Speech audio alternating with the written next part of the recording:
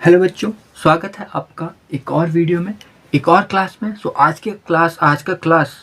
की क्लास काफ़ी ज़्यादा इम्पॉर्टेंट होने वाली है। प्लीज़ अगर आप चैनल पे नए हैं, इस क्लास में नए हैं, तो वीडियो को लाइक ज़रूर करना, ज़्यादा से ज़्यादा जो है शेयर करना और एक सब्सक्राइब भी ज़रूर कर देना, ठीक है। ओके, आज हम करने वाले हैं, ये जो क्वेश्चन है ये ए ग्रुप वाले के लिए भी है, पी ग्रुप वाले के लिए भी और ए ग्रुप वाले के लिए भी, मतलब वो कर सकते हैं इनको, ठीक है। ओके, तो हम क्या करेंगे, आज 5 क्वेश्चन करेंगे फिजिक्स के। 10 मिनट लगेंगे, ज़्यादा नहीं लगेंगे, 10 मिनट में 5 क्वेश्चन ख़त्म, ठीक है। इंपॉर्टेंट क्वेश्चन है, आ सकते हैं, ठीक है। ओके, तो चलिए करते हैं। देखो पहला क्वेश्चन क्या है, देखो यहाँ पे आपको दिख रहा होगा कि 1-2 पूरा आप इसको 2 kg का मान सकते हो, ठीक है। इसको आप 2 kg का मान सकते हो, इसको आप कट भी कर सकते हैं, ठीक है। 2 kg, इसको आप खाली 2 kg भी मान सकते हो। 1-2 मतलब इसमें कॉमा होगा कि 2 किलोग्राम का पिंड है, कि मतलब वो कह रहा है कि एक ऐसा पिंड है जो 2 किलोग्राम का है, ठीक है। मतलब ये ऐसा कह रहा है कि एक ऐसा पिंड है जो 2 किलोग्राम का है, यानी 2 किलोग्राम का जो पिंड है वो क्या हो रहा है, इस 2 को ऐसे न लिख के इस प्रकार लिखते हैं ताकि आपको इसको अच्छे से समझ में आ जाए, ठीक है। एक 2 kg का जो है एक कोई वस्तु है, कोई पिंड है जो कि क्या हो रहा है, जो कि 3 मीटर की ऊंचाई से 5 मीटर की ऊंचाई तक जिसको ले जाने में गुरुत्व बल के विरुद्ध किया गया कार्य करना होगा। तो ये कार्य कितना है ये पूछा गया है और हमें बोला गया है गुरुत्व त्वरण जी की वैल्यू इतनी रखो। वैसे तो अर्थ पे गुरुत्व त्वरण 9.8 होता है, बट जब हम क्वेश्चन करते हैं तो उसमें हम 10 रखते हैं ताकि वो इजीली जो है सॉल्व हो जाए, ठीक है। ओके, सो चलिए अब करते हैं इसको। ओके, सबसे पहले हमें क्या क्या गिवन है वो देख लेते हैं। देखो हमें सबसे पहले क्या दिया गया है, हमें यहाँ पे मास दिया हुआ है। मास बोले तो द्रव्यमान कितना दिया हुआ है, 2 kg। हमें गुरुत्वीय त्वरण गिवन है या पता है 10 मीटर पर सेकंड स्क्वायर। हमें हाइट पता है, हाइट कितनी है, देखो वो बोल रहा है 3 मीटर की ऊंचाई से 5 मीटर की ऊंचाई तक ले जाने में। तो सपोज ये 3 मीटर है और यहाँ पे कहीं 5 मीटर है, ठीक है। तो इस 3 मीटर से 5 मीटर तक जाने में कुल कितना डिस्टेंस है ये, तो 3 से गए पहले 4 से गए फिर 5, तो कितना मीटर हो गया, 1 मीटर 2 मीटर। तो टोटल जो है हाइट हो गई 2 मीटर, क्योंकि 3 मीटर से जा रहे हैं हम कहाँ तक, 5 मीटर तक, तो ये हो गया 2 मीटर। तो हाइट हो गई हमें यहाँ से हाइट कितनी मिल गई हमें, हाइट यहाँ से मिल गई हमें 2 मीटर, ठीक है। आई होप आप यहाँ से समझ रहे होंगे इस चीज़ को, ठीक है। आप यहाँ से इस चीज़ को समझ रहे होंगे, ओके। तो अब हमें सब कुछ मिल गया, हमें निकालना है कार्य। क्या निकालना है हमें, कार्य। आपको पता होगा कार्य क्या होता है, बल गुणा गया विस्थापन। यहाँ पे आप इंग्लिश मीडियम वाले भी समझ लो। टू मूव अ बॉडी, एक बॉडी है जो जिसका वेट जो है वो कितना है, जिसका मास कितना है, 2 kg है, from a height of 3 metre to 5 metre. तो 3 मीटर से 5 मीटर जाने में उसने कुल कितना डिस्टेंस तय किया, 2 मीटर, ठीक है। Work has been done against he force of gravity.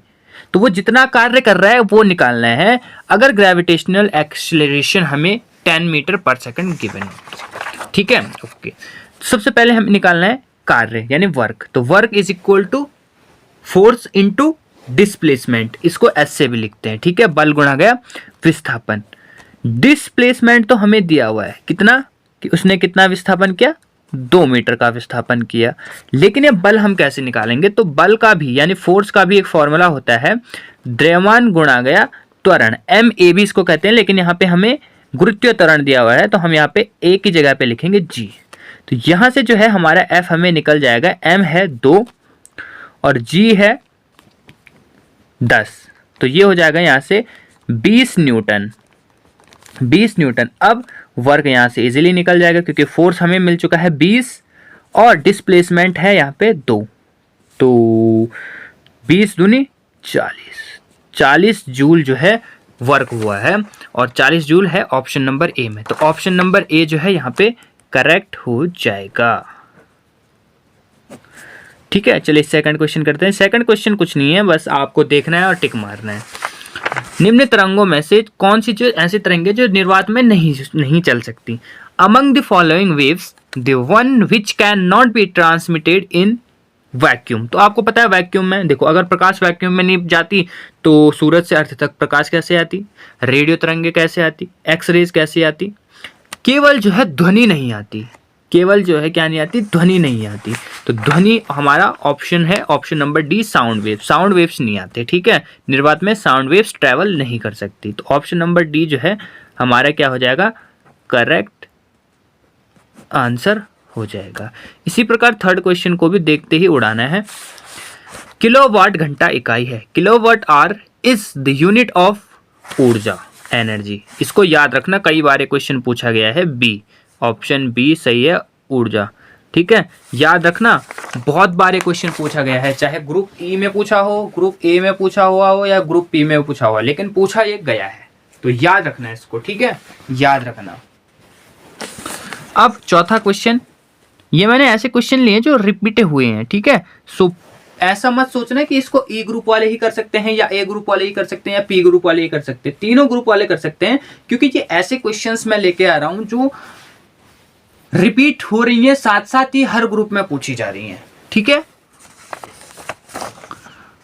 तो देखो, जब तरंगे एक माध्यम से दूसरे माध्यम में संचरित होती है, मतलब एक मीडियम, वो क्या कर रहे हैं, एक मीडियम से जा रहे हैं दूसरे मीडियम में, वो एक मीडियम से दूसरे मीडियम में एंटर कर रहे हैं, तो उनका जो गुण है, उनकी जो प्रॉपर्टी है, वो क्या होता है, वो अचर है, अचर रहता है। अचर रहता है मतलब वो बदलता नहीं है, अचर मतलब वो बदलता नहीं है, वो कांस्टेंट रहता है, मतलब वो एक जैसा रहता है, नियत रहता है वो। ठीक है, वो चेंज नहीं होता, वो अचर नहीं, अब वो अचर रहता है, यानी बदलता नहीं है। तो इंग्लिश में भी देख लो, व्हेन वेव्स आर ट्रांसमिटेड, यानी वो एक मीडियम से दूसरे मीडियम में जा रही हैं, तो उनकी जो प्रॉपर्टी है वो अचर रहती है। तो ऐसी कौन सी वेव्स हैं जो ऐसा बिहेव करती हैं, ऐसी कौन सी वेव्स हैं जो ऐसा बिहेव करती है? तो आपको पता होगा ऐसी कौन सी वेव्स हैं। तो ऐसी वेव्स है फ्रीक्वेंसी। क्या होता है, फ्रीक्वेंसी। ठीक है, क्या होता है, फ्रीक्वेंसी। तो यहाँ पे फ्रीक्वेंसी आप देख सकते हैं। ठीक है,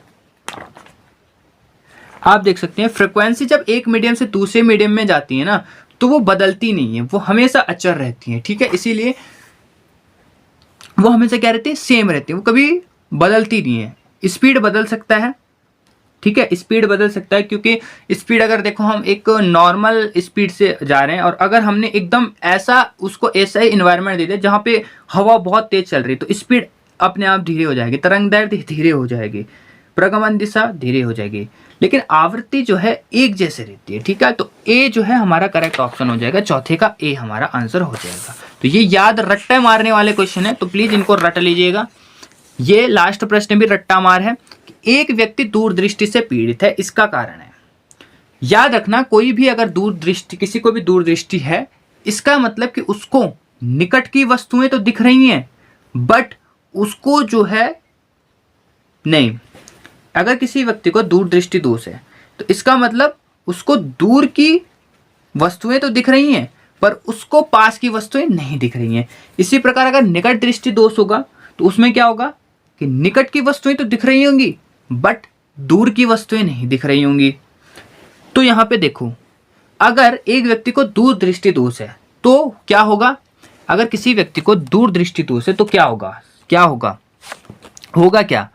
होगा ये कि उसको दूर की वस्तुएं तो दिखेंगी, लेकिन वो पास की वस्तुएं नहीं दिखेंगी। क्या नहीं होगी, पास की वस्तुएं नहीं दिखेंगी, यानी निकट की वस्तुएं नहीं दिखेंगी। तो निकट कौन से ऑप्शन में है, ऑप्शन नंबर ए में भी है, ऑप्शन नंबर बी में भी है। सी और डी तो सीधे गए, मतलब यहां से गए।